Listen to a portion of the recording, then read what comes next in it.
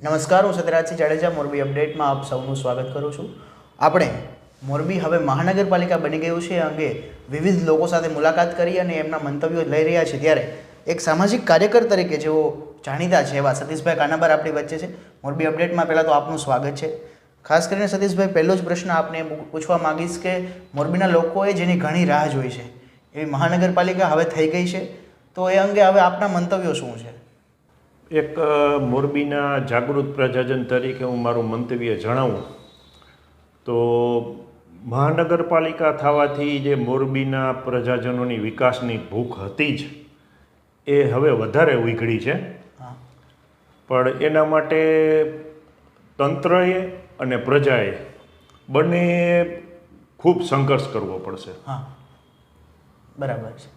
તો આ અંગે હવે જ્યારે મહાનગરપાલિકા મોરબી બની ગયું છે તો એવા કયા પ્રાથમિક સુધારાઓ છે કે જે હવે સૌથી પહેલાં ને ઝડપથી થવા જોઈએ? કે આપણે જોઈએ છીએ કે જે કમિશનર આવ્યા અને ત્યારબાદ એમણે તરત જ સફાઈ અંગે અને રસ્તાઓ અંગે કામગીરી ચાલુ કરી, તો એ અંગે એવા કયા બીજા પ્રાથમિક સુધારાઓ છે? પ્રાથમિક સુધારાની બાબતમાં હું કહું તો એવું છે કે ઝીરો વિઝિબિલિટીમાં કમિશનર શ્રી અને એની સમગ્ર ટીમ કે જે ખૂબ જ સારી છે એને ઝીરો વિઝિબિલિટીમાં કામ કરવાનું છે. કારણ કે આજે માનો કે એ ગ્રેડની નગરપાલિકા હતી, બરાબર છે? તો કમિશનર શ્રીએ મોરબી શહેરમાં આવતા વેતે જે વસ્તુ જોયું, સમગ્ર મોરબીની પ્રજાને ખબર છે કે સફાઈ જેવી સામાન્ય બાબત છે, ફૂટપાથ છે, બીજા ત્રીજા ન્યુસન્સ છે. તો આજે કમિશનર શ્રીને એટલું દેખાણું કે કમિશનર શ્રીએ કોઈ પોઝિટિવ વાત નથી કરી, કારણ કે પોઝિટિવ જેવું કંઈ મોરબીમાં છે નહીં. એટલે પ્રશ્નો એટલા બધા છે કે એને જેને મારી ગણતરીએ ઝીરો વિઝિબિલિટીમાં ચાલવાનું છે. એટલે આ જેને કહી શકાય ને કે એકદમ ધુમ્મસવાળા વાતાવરણમાં આપણે વાહન ચલાવવાનું હોય તો ચાલવું છે સ્પીડથી, પણ આપણે ચાલી શકશું નહીં. કારણ કે મોરબીની સમસ્યાઓ, પ્રશ્નો એટલા બધા છે કે સમગ્ર ટીમ ગુજરાત સરકારનો આપણે આભાર માની કે બહુ સારી મૂકી છે. પણ એની પાસે મેં જેમ કીધું એમ કે પહેલાં કીધું હતું મીડિયાના ઇન્ટરવ્યૂમાં આપના કે 2 એમ ઉપર કામ કરશે. મોરબી મહાનગરપાલિકા એના 2 એમ છે. તો મેન પાવર અને મશીન પાવર આ બંને અત્યારે કોર્પોરેશન પાસે નથી. નો ડાઉટ અધિકારીઓની ટીમ સારી છે, પણ એને કામ તો આ લોકો પાસેથી લેવાનું છે. એટલે મેન પાવર નથી, મશીન પાવર નથી.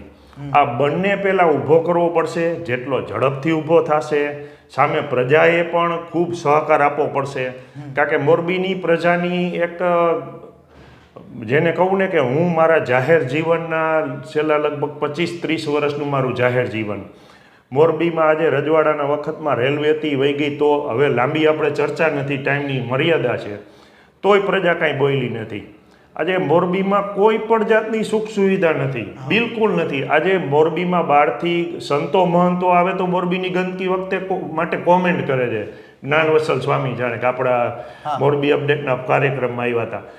એવી રીતે બહારથી સારા વક્તાઓ આવે તો એ કે મોરબી શહેર ગંદુ આટલું, કમિશનરશ્રીને ગંદકી દેખાય છે, પણ મોરબીના પોલિટિશિયનોને અને પ્રજાને આ ગંદકી દેખાતી નથી. તો આ ઝીરો વિઝિબિલિટીમાં આપણે સૌએ સાથે રહીને કામ કરવાનું છે. મારી દ્રષ્ટિએ અઘરું નહીં, બહુ અઘરું છે, પણ એના માટે હવે બસ બહુ થયું. પોલિટિશિયનો, પ્રજા, બધાએ. જી, આ ખૂબ સરસ વાત કરી કે મેઇન પાવર અને મશીનરી આ 2 એમ છે હવે આપણે જરૂર પડવાની છે. કારણ કે મહાનગરપાલિકા થતાં મોરબીનો જે વિસ્તાર છે એ પણ વધ્યો છે, એમનો કામ કરવાના જે એરિયા હતા એ પણ વધ્યા છે. ત્યારે હવે મેઇન પાવર અને મશીનરી પણ વધારે જોશે, તોથી જ આ જે પ્રાથમિક મુદ્દાઓ છે એને સુધારી શકાશે. અંતિમ પ્રશ્ન હું આપને એ પૂછવા માગીશ કે એક મહાનગરપાલિકાના એક નાગરિક તરીકે હવે લોકોની નૈતિક જવાબદારી શું રહેશે?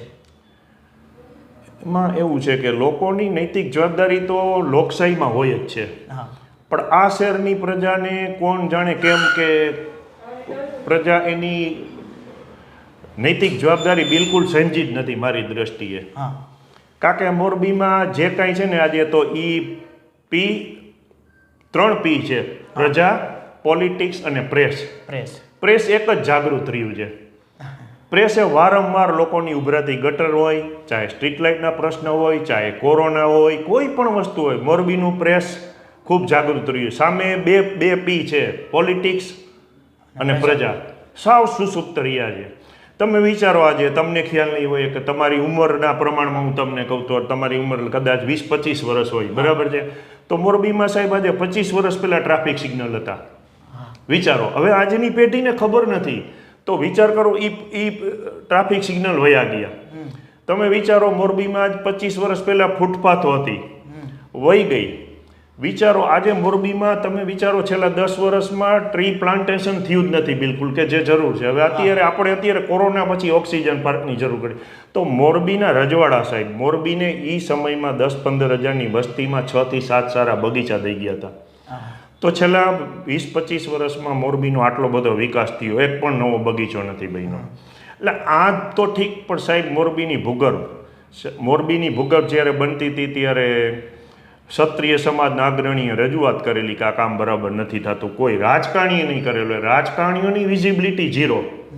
કારણ કે તમે વિચારો કે આજે મોરબી નગરપાલિકામાં 52 કાઉન્સિલર, હું એમ નથી કહેતો ભાજપના કે કોંગ્રેસના, પણ એ 52 કાઉન્સિલરો આજે પણ ધારે તો કામ થઈ શકે એવું છે. કારણ કે એ લોકો એવું કરવું પડે કે આજે પ્રજાની વચ્ચે જીવંત સંવાદ રાખવો જોઈએ. એના મોબાઈલ નંબર એના વોર્ડના લોકો પાસે હોવા જોઈએ.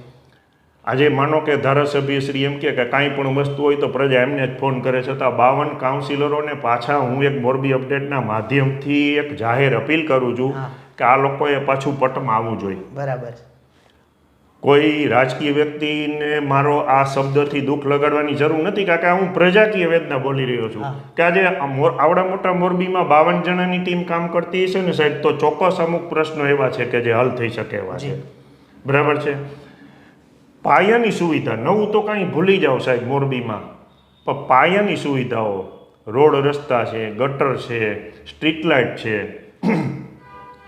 આ બધી સુવિધાઓ પ્રજા ઝંખે છે. તો આજે આ બધી સુવિધાઓની સર્વિસમાં સુધારો થાય અને અધિકારીઓ જે એકદમ સારી ટીમ છે મારી દ્રષ્ટિએ. અત્યારે મોરબી કોર્પોરેશનને જે ગુજરાત સરકારે ટીમ ફાળવી છે ને એમાં 99%ની 100% ટીમ સારી છે. પણ પ્રજાએ પણ એવું વિચારવું પડશે કે અમારી પણ ફરજો છે.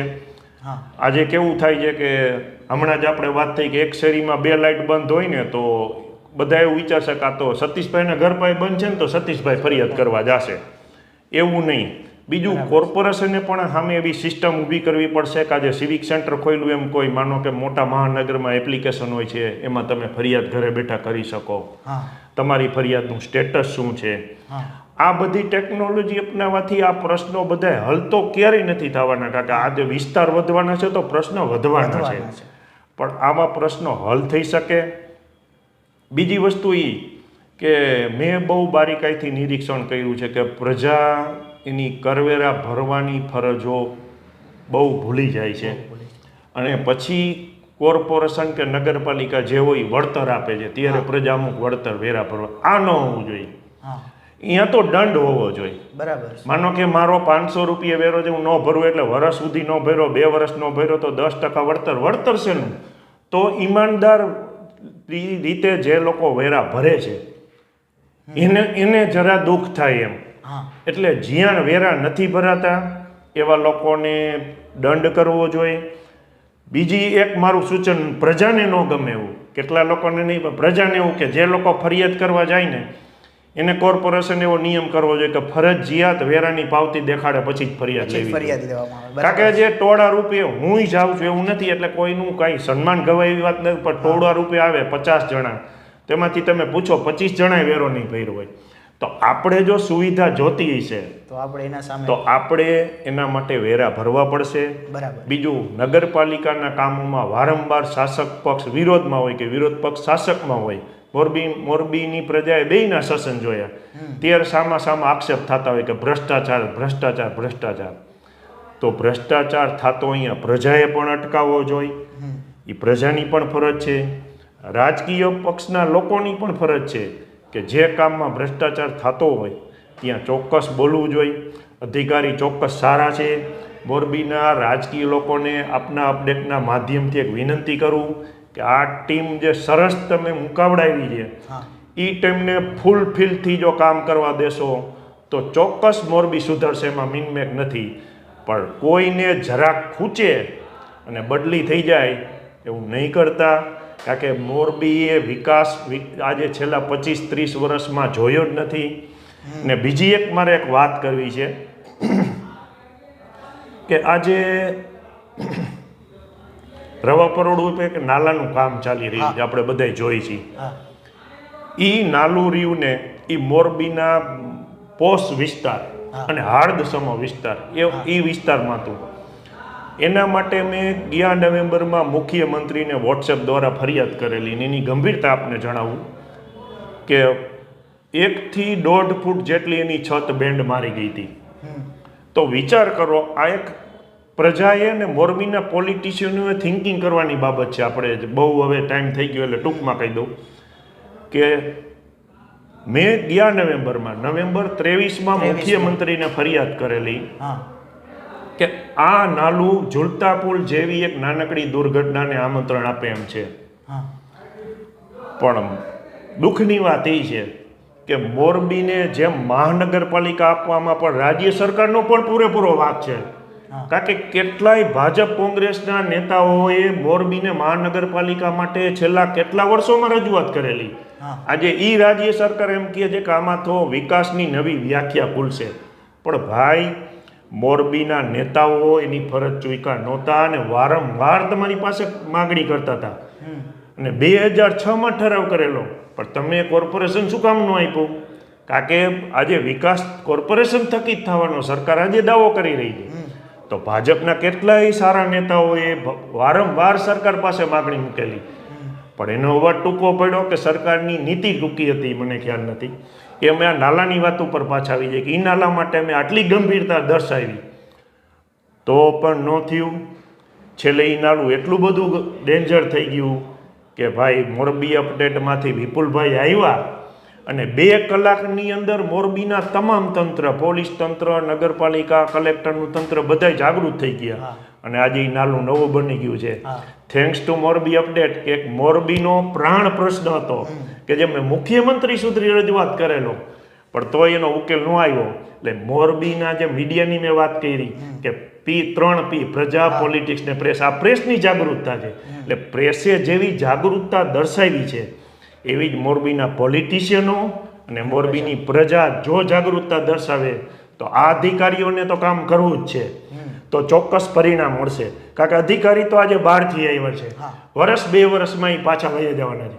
પણ એ જો આપણા માટે કામ કરવા માગતા હોય તો આપણી ચોક્કસ ફરજ બને છે કે આપણે જાગૃત નાગરિક તરીકેની ફરજ બજાવી અધિકારીઓ, પોલિટિશિયનોને સહકાર આપી અને મોરબી માટે ચોક્કસ સારું કરીએ.